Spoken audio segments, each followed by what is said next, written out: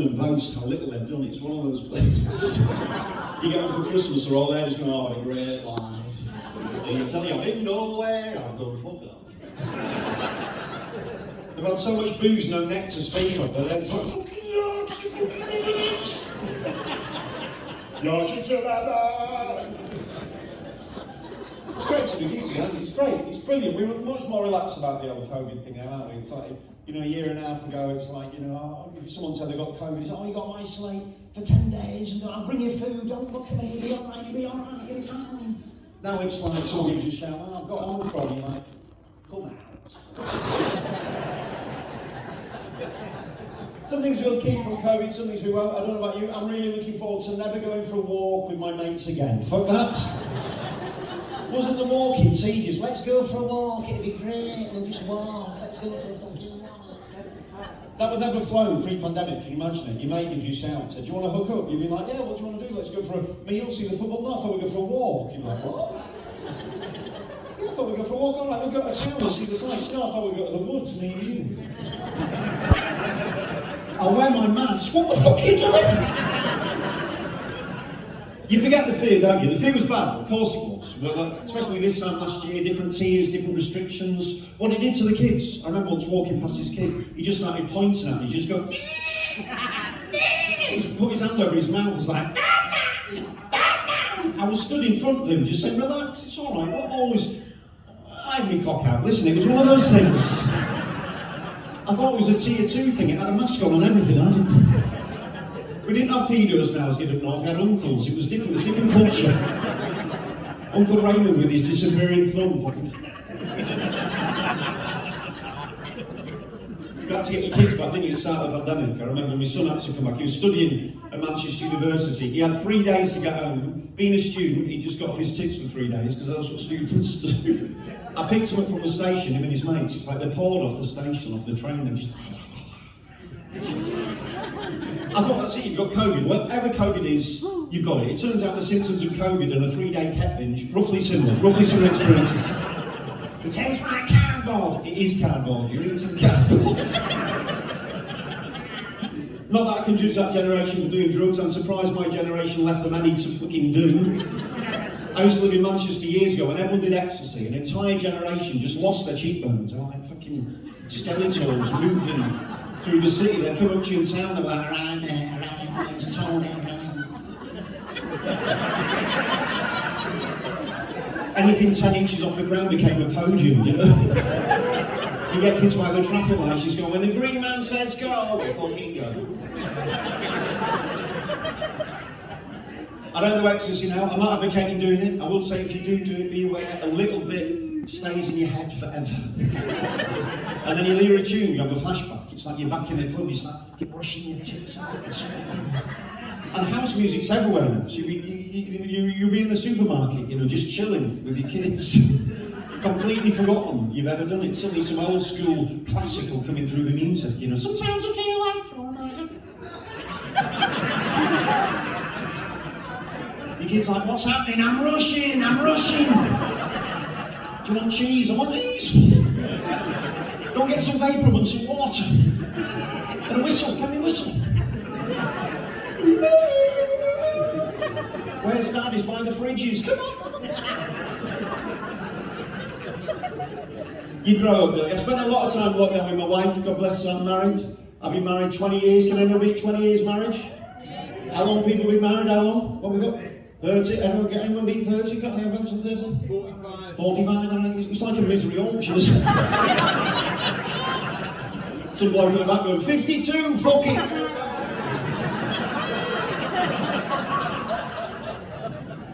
So that's been married. If you're young and considering getting married, just go for it. Don't worry about it. You know, my daughter's like, she's 21. She comes back from a date. She's like, I don't know, is he the one? Are they the one? Never mind the one. Just get a one. Just fucking go for it. Be fine. You'll end up disappointed anyway. You might as well start there. There's less distance to travel. You'll be fine. My wife's brilliant. She's from Yorkshire, classic Yorkshire wife, big heart, you know, massive arms. I just feel safe for her. I know I feel held. Big old mama's arms, that'll get you through a pandemic. Big old face as well, proper moon face. It actually affects water, her face affects the tides. Because we like fatty food up north, don't we? Anything fatty, we're having it. That crunchy bit off the back of the fridge, fuck it, bring it on, we're eating it. I know people down south who have bread because they're scared of wheat. You know those people? Like, they come around your house, you offer them bread, they freak out. They're like, no, I get bloated. Fear of it, public bloating, my distended abdomen, my irritated gut, I'm bloated. Do you remember bloating was wind and you just fart? And I mean, sometimes you're in the mid-80s, oh, I've got a bit of wind, and then you'll be off. Now it's like some kind of medical condition. I'm bloated, I need an ambulance, had a sandwich 3 days ago, full fat milk, you insane, you're trying to kill me. Peanut butter sandwich, my eyes. I'm dying, quick swallow me in quinoa. Used to live a bit with my wife. We went out recently. It was our 20th year wedding anniversary, which you'll know if you've been together a long time. It's less a celebration, really, by that stage, and it's more of an appraisal. You're just watching each other eat. Every time we go out, we have the same rounds about where we're going to sit. My wife and I don't mind where we sit in the restaurant, but I have to have my back to the wall, facing out. I have to face out into the restaurant, which is basically saying, I can't have you as my only visual option. I need other couples to the left and right. I love you, I do love you. How can I say this? It's just your face. I see your face. I get dizzy with the fork there. I can't trust myself She hates watching me eat. She says I use my jaw too much when I'm eating. Is that fair? Is that fair comment? It's just your jaw, it just goes right through me. Just the crunch, that crunch in your jaw. The other day, it's like you have to breathe when you're eating. What the fuck are you meant to do? Just put food in your mouth and wait for it to dissolve. I'll happily watch my wife eat. I always fancy my wife, you know, she's going through the change, we're going through the change together, you know, she's early 50s, as am I. Every now and again, she'll get classic symptoms, we'll sit down, she'll get a flush, just come on us, she'll be, is it hot here? She started taking a little fan with her when we go out for meals, she's got a little plug-in fan. So I'll be reading the menu, she's looking for a PowerPoint, she's like, have you got an extension lead? She plugs it in, she sat there like, fucking napkins flying, little beard going.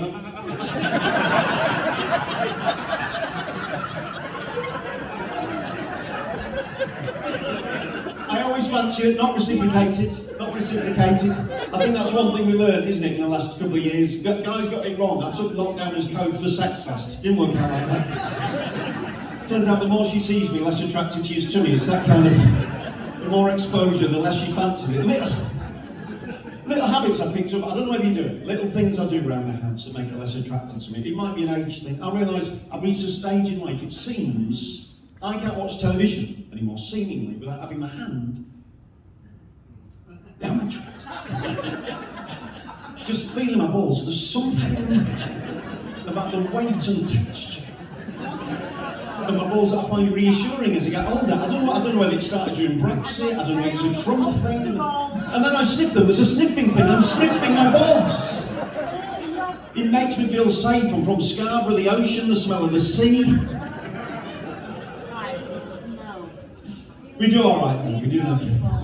You alright, love, is that fine? You what, is it him? Does he do it, does he? Mooning out, he got his balls there, he brought them with him. It's good to see normal life coming back though, and it's good to, we spend most of the time, we round around the house, me and my wife, we have little rows around the house, that's normally in it, because we can be a bit lazy, and she gets herself in a little, she fucking winds herself up walking around the house, look at the fees here, look at the fees, I'll hear her at the foot of the stairs just shouting at clothes, she's like, look at the fees here, bloody clothes, foot of the stairs, how many times have I told you to leave clothes there? Come here, then just dump them, then she starts rallying with herself. Who's going to tidy them up? Who do you think's going to tidy them up? Never seen any of these lazy bastards. She starts shouting at the rest of the house and going, relax everyone, relax.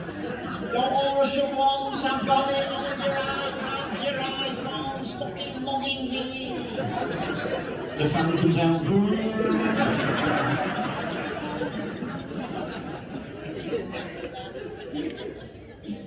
It's good to see normal life starting to come back though. My youngest son, he's 18, he had his 18th birthday recently, going out into town for the first time, getting drunk for the first time, legally. He'd been drunk before. I knew he'd been drunk before because when he came in, he'd want to speak to me, do you know? Normally he doesn't care. He's one of those gangster kids. He thinks he's a gangster and he's sat on the sofa, just kissing his teeth all night. So what are you doing stepping up to me again, my face? I don't even know you, never even met you.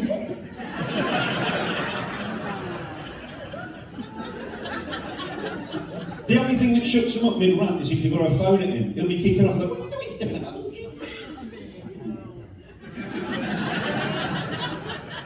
So he's going out, it's his 18th birthday. I'm doing the dad thing, so you've got to do dad things. I'm doing dad advice. I'm saying things like, wear a coat. And so I don't need a coat, I don't wear a coat, you wear a coat, I don't need no coat. I'm like, keep your phone charged. Because it's on 60% in it, I don't use my phone, I'm never on my phone. I said, the last train journey is 10 minutes and then you're home. He goes, fine. He goes out, he gets hammered. All his mates get him before him. I know because I'm on a little texting with all the other parents. Like, mine's back, mine's back. I'm like, where the fuck's mine? I give him a shout. It's 1:30 in the morning by the time I ring. The phone rings and rings. Eventually he picks the phone up. I'm like, where are you? There's a pause as he tries to work out where he is. Having a good time. Having a good time, that's what he's having, yes. It feels like you're having a good time. You've reached that stage of having a good time when you've got to fucking share it when I'm trying to do my job. I'm having a good time, at least I was having a good time before you told me about him having a good fucking time. I don't know if you are having We're all a good having a time. good. You what, love? I don't know if you are having a good time looking at your face. You look quite distressed. In what way do I look distressed? In what way? That was supposed to be a joke, and now I feel sad. Because I feel like everybody's gonna hate on me. No, they're not. Don't worry about it. It's all right. It It's was a okay. fucking joke, guys. Like, please don't hate on me. No one's hating you, love. It's fine. Just chill. It's fine. We're just coming back to life after 2 years Well, I'm fucking just locked saying, in. like, look, at the end of the day, when you've got a young child, they are gonna want to do what they want to do. Who gives a fuck what you want about? I'm just making comedy about my life. I'm fucking crazy about it. Fucking listen to what I'm on about. What I'm on about. Talk about a fucking preemptive strike, for fuck's sake. I'm just doing a little story about my son's 18th birthday. Fucking listen to it. I had a lovely little tender, fucking nice sweet ending, but you fucked it now, haven't you? Is there anything else would you like to give me a list of the stuff I'm allowed to fucking talk about? You what, love? A list of bullshit. That's all I What the fuck's wrong with you? Oh no, that was actually... What's gone wrong with you? It's funny because that was a joke, but no one got it. It's a sign of how well your joke's going by the fact that the lad's with you has got his hands in his fucking hand. His head in his hands. You alright, love? You alright? Just chill. Just chill. It was a fucking joke. Well, I assume that everyone did. I was going by the laughs in the room, but obviously I'm a fucking idiot. That's the sign, isn't it? That's the sign. When you're a comic, you're working out to be... Tonight has not been funny, I've laughed. You what, love? What's up with you? No, it hasn't. I've laughed. I thought it was alright. I thought I was quite enjoying it, to be honest.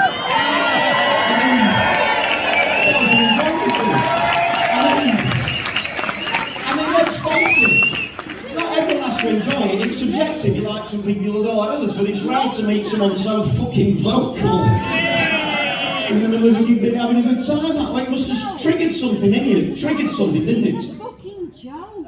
I know, but the thing about jokes is Why do they've got to be fucking funny. That's the thing about them. You are, love? And I'm fine with that. You're fine with what? I'm fine with a joke. Well, what? Just fucking... Just let me tell them then, not just fucking chill out. I don't know what your point is, I don't know what you're getting at. You're asking people for their... You've obviously been drinking. I hope here she comes. Oh, Fucking, yeah, she I could am. have, You've been drinking all afternoon, haven't you? So listen, I don't like people getting kicked out. I don't like it. I don't like that. She's fine. It's absolutely fine. What's saying we forget that? Yes. We forget that happened. God bless you and God bless you. Do you mind if I continue with my set? Is that all right? Do you mind? You what, love? Yeah, she's fine. We're going to leave her. Don't kick her out. I hate it when people get kicked out because they come out to have fun. So let's just continue. And I'll have fun, and then maybe she'll have fun, and then maybe we'll all have fun, and we'll have a fun time. But it's a joke. So there, so we'll leave her. Just leave her. What happened with his son? Come on! Sadly, he died that night. That was what I was going on about. I didn't want to trigger anything. He died in a horrendous accident. He met a drunk woman and he committed suicide. He was so depressed after the conversation. She kept phoning home and saying, "It's a joke! I'm telling you, a joke!" And he fucking topped himself, so there we go.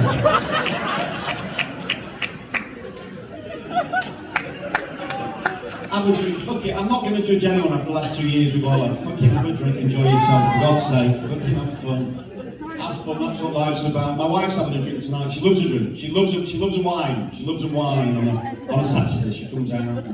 I'm only there to collect her at the end of the night. I swing by and pick her up. She's there, like, her and her mates just like crowding around a mobile phone. She's going, "Come and get us. I'm like, "Where are you?" She's like, "There's a tree." She always tries to pretend she's not going to get drunk before she goes out. She comes up, she goes, "I don't think I'll drink." See how I feel, but I don't think so, especially after what happened last time. Don't worry about it, we found your shoes in the end, it was fine. You'll get another job, just chill, it's cool. Thing is, when I drink, I smoke, and I don't want to smoke. I will drink, then I'll smoke, I'll hate myself. Listen, if you don't want to drink and smoke, it's easy. Just take your keys and drive, and then we know. Am I right, fellas? You take the keys and drive, and then we know. She looks at the keys, she's like, no. By the time I get there, she's lost in this deep house rhythm. It's like shoes off, arms in the air, all the anthems come out. It's all like, "I'm everyone." You're there at the door like some moody minicab driver. All the mates are so disappointed to see you. They see you, they're just like, ignore him. Coming here trying to make sure you're home safe. Fucking one of us. If you like it, then you should have put her in. She's had a drink, I don't care. She feels like she's got to defend herself. She comes up, she's like, "To be fair, I didn't say that I wasn't going to drink. If you were listening to what I said, which you never do, you're looking at me now, but you're not listening. Hello, I'm your wife, hello. What I actually said before I came out was that I'd see how I feel. And I got here with all my mates, and I'm sorry, officer, I surrender."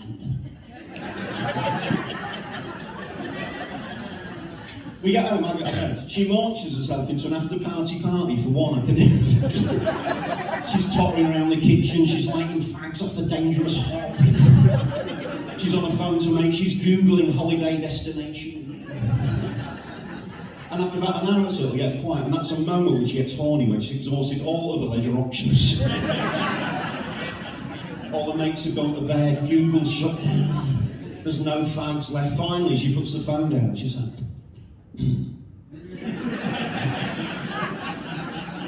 she passes the dogs at the foot of the stairs. The dog just like, it's like she's warning me. She's going, "She's coming. She's had a drink, incoming." She opens a doorway you've never seen before in your life. She opens it, gets stuck on the handle, and falls in with it. It's bizarre. I'll be quiet. I booked Ibiza. She starts dancing around the bedroom doing loads of sexy moves, and all the makeup's smudged, and it's like getting a lap dance off a sad clown.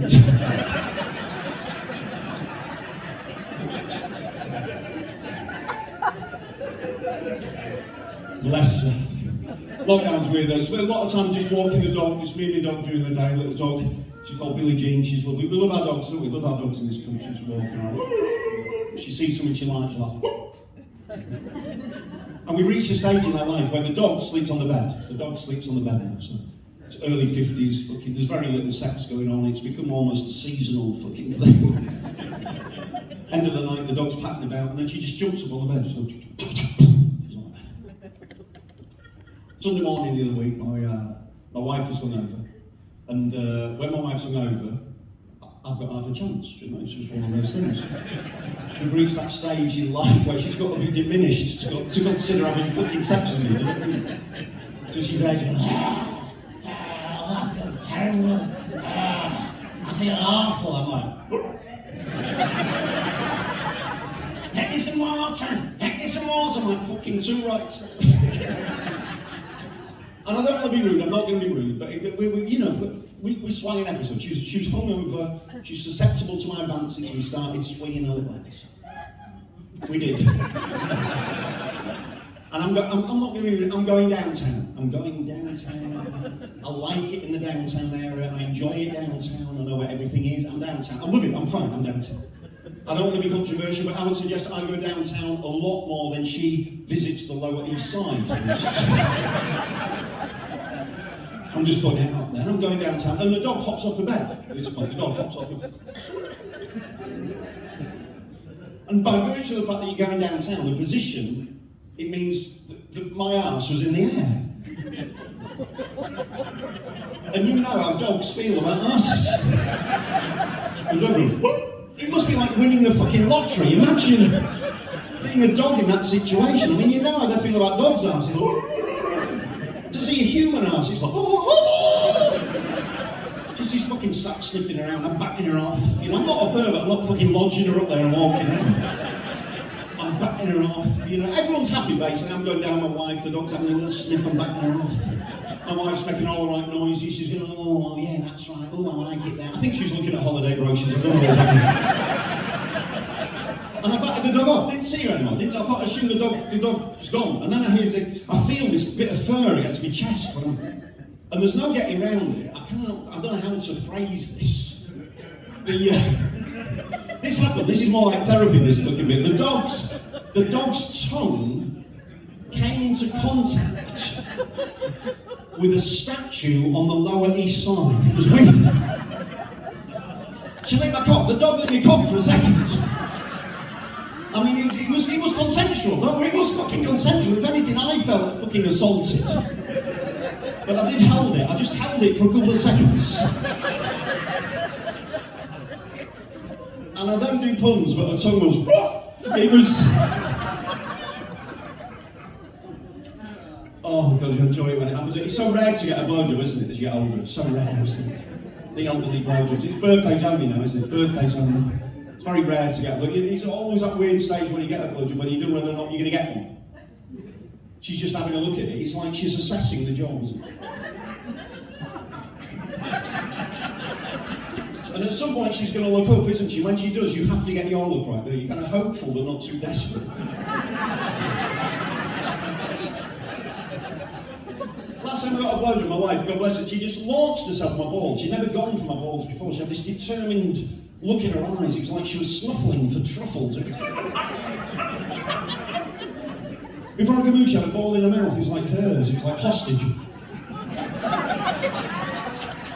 Then there's that little look up for approval. You're there just paralysed with fear. You can't move. You think if I move, her jaws are going to clamp. I didn't want to know. I gently kind of tickled her behind the ear to kind of ease her off. She took it as a sign of encouragement. She thought he was enjoying it. She went for the double. She went for that. The funny thing is, the next time it happens to you, you'll think of me. It'll be odd. Listen, you've been a lovely crowd with one or two exceptions, but listen. No bad feelings at all. I hope you all have a wonderful evening, including yourself. Fucking enjoy your lives. Good night, God bless. Take care.